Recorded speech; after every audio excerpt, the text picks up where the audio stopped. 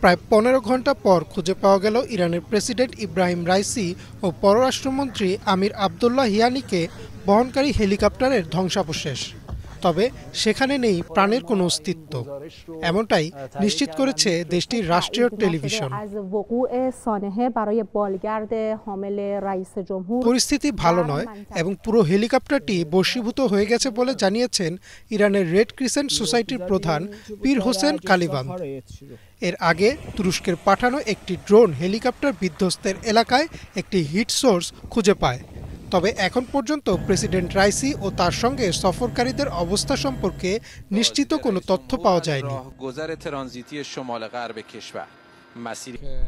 রোববার আজারবাইজানে সীমান্তের কাছে দুইটি বাঁধ উদ্বোধন শেষে হেলিকপ্টারে ইরানের উত্তর পশ্চিমে তাবরিজ শহরের দিকে যাচ্ছিলেন প্রেসিডেন্ট রাইসি।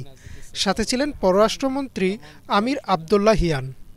তাবরিজ থেকে ৫০ কিলোমিটার দূরে দুর্ঘটনার কবলে পড়ে হেলিকপ্টারটি।